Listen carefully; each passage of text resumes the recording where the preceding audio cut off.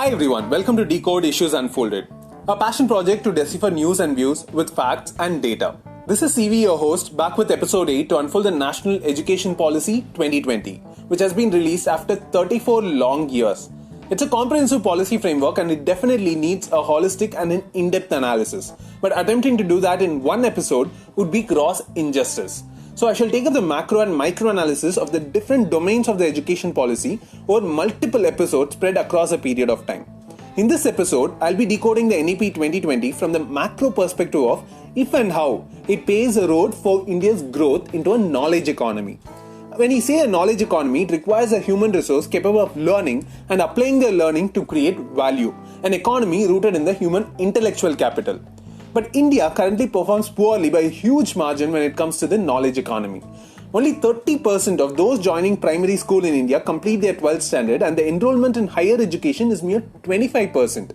For a knowledge economy, cognitive and critical thinking are fundamentals, but those are aspects where majority of Indian students perform poorly, and it's been time and again shown by Pratham reports which state that 5th standard kids are unable to solve basic mathematic addition problems. So when over 70% of your future workforce is not developing the requisite cognitive skills, any amount of focus on investing in higher education and R&D will be meaningless. So is NEP addressing these deficiencies? Let's decode in this episode. So when we discuss on knowledge economy or the innovation economy, people tend to jump in with suggestions on increasing investments in higher education, R&D, and on and on. Well, these are very much required, but one critical aspect the discussions have historically missed is the central role of preschool and primary education in building a strong foundation for the knowledge economy. Neuroscience evidences have shown that over 85% of child's brain development occurs prior to 6 years of age. But India got its much delayed Right to Education Act only in 2009 and yet gave the right only from 6 to 14 years of age, completely missing the crucial toddler ages. To help understand the intensity of this mistake, let me take the example of the East Asian miracle. We're all in awe of the South Korea and other East Asian countries and their stupendous economic growth in 1990s.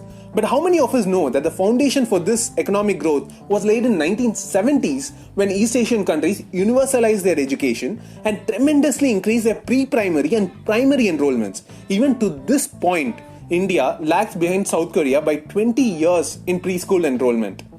Well, Kasturirangan committee had rightly realized this fact that if quality education isn't imparted at the toddler age, it's going to be quite impossible to fix the curve as the kid grows up. And thus, we now have the NEP providing for free and compulsory education all the way from 3 to the 18 years of age. Now, a critical step, a further step, could be to include this as part of the Right to Education Act itself. Now, the question would be, how would India ensure quality preschool learning? Well, it's heartening that NEP has also taken this question into account and has stressed on revitalizing 13 lakh Anganwadis which are present across the country with quality infrastructure and trained staff to impart holistic early childhood care and education. Well, it's not going to be a cakewalk, but definitely the NEP has tried to address this preschool aspect in a holistic manner.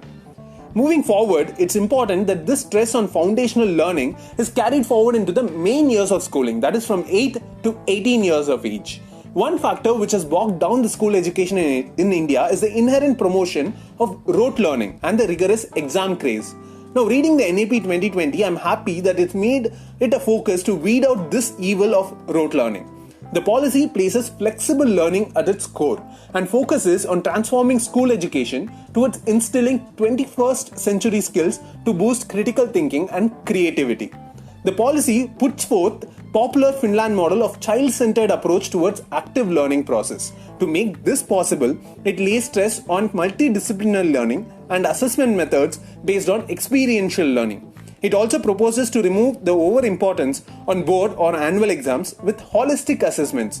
It also removes the rigid demarcation between arts and science streams and co-curricular and extracurricular subjects. These reforms are expected to bring in a transformative scenario where instead of fretting over losing marks for a misplaced word, the students would now focus more on understanding and application of their learning, which is cornerstone for creative and knowledge economy. One other aspect which garnered my full attention was a stress on digital education.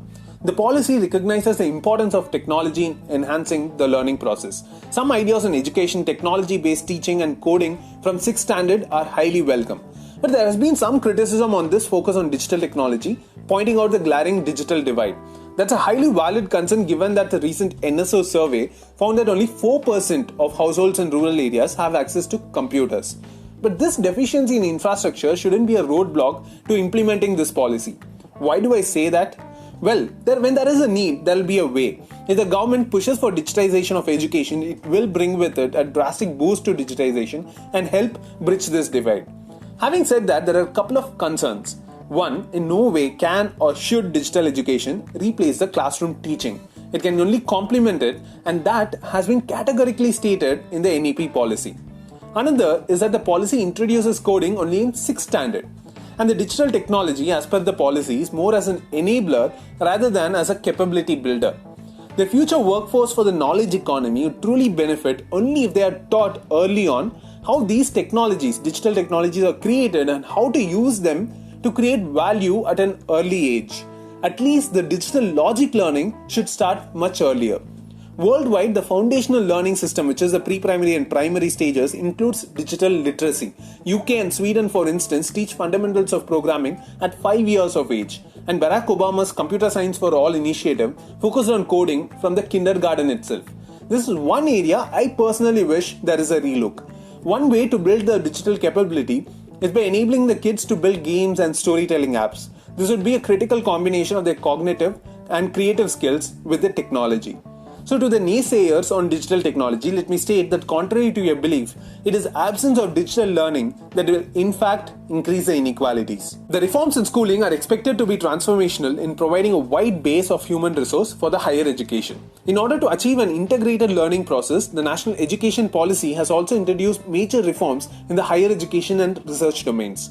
NEP states a goal of doubling gross enrollment ratio in higher education to 50% by 2035, which is highly ambitious. And similar to school learning, flexible and multidisciplinary courses are being introduced into the universities. This is critical in an age where interdisciplinary research is ubiquitous. So one can now take up electronics as a major and music as a minor subject.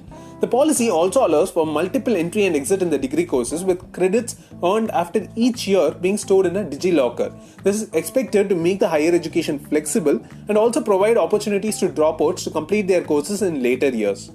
There are a couple of major steps also taken to boost the research activities. First is to recategorize the universities and the colleges into 3 types. One's like IITs, which would focus majorly on research. Second category would have both teaching and research focus, and the third would be colleges solely concentrating on the graduation courses. But these aren't going to be rigid categories. There would be upward mobility allowed between the categories, which should act as an incentive for the many number of colleges and universities to become research focused. Another major step is the introduction of the National Research Foundation.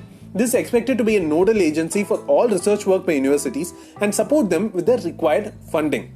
But despite these measures to boost research, the perennial concern over funding remains so. The policy has stated the objective to raise public funding on education to 6% of GDP, but this has been an unkept promise for over half a century. And this policy document has missed out on giving a targeted approach to achieve the same, without which it would not be possible to confidently state that the policy would be successful in stopping the legacy of brain drain. On top of this, there is going to be costs involved in enhanced teacher training, digitization, and moreover the funds required for the language policy, which has been outlined in the draft. Talking about the language policy, a lingering concern is over the medium of instruction. The policy has stated that wherever possible, the medium of instruction is to be native language, followed by English medium after 5th or 8th standard. It's not mandatory, but a nudge has been provided for this particular direction through the policy. Well, on this, based on my understanding and readings, while native languages have definite advantage in boosting learning ability, English is a requirement in India for economic prosperity. A bilingual system of learning, right from preschool, instead of this shift in English from 5th or 8th standard, would be, in my humble opinion, a right step forward, especially as English right now increases the access to knowledge in India, and that stays true even for digital learning. Sidelining one at the cost of another could impede our progress towards innovation-led economy. This is a wide topic. Discussing it in detail would be beyond the scope of this episode. So I plan to make a detailed Instagram post on the language policy. Do check that out on the Insta ID @decodewithcv. Other major steps such as the entry of international institutions, centralization of higher education regulation, academia industry collaboration and research, which, though mentioned in the NEP policy, haven't been chalked out in detail. Discussing these would make more sense as and when the implementation specifics are released by the government. There are a couple of major areas that I have consciously left out of this episode. One is the vocational education reforms, and the other with respect to the teacher training and qualifications, which require separate episodes or detailed posts, which I shall try to do. My final thoughts on India's road to knowledge economy is that if the policy is implemented at the grassroots level, true to its spirit, it would transform the foundational and schooling system in India. But taking into account the current global and India's economic scenario, the funds required for the same looks gloomy. It would be pertinent that the government comes out with a detailed timeline and a dedicated fund pool for the implementation of the NEP over the next 5 to 10 years, and the government should be held accountable for achieving the goals as per the timeline. And as the NEP itself states, it's now or never. Thank you for listening. I hope you found the episode informative and educative. If so, please do like, share, and follow Decode Issues Unfolded. It is right now available on Spotify, Google Podcasts, Apple Podcasts, and also on YouTube. Do leave a review of this episode, which will be a great motivation as well as help me keep improving. You can also message me on the Instagram ID at @decode with CV.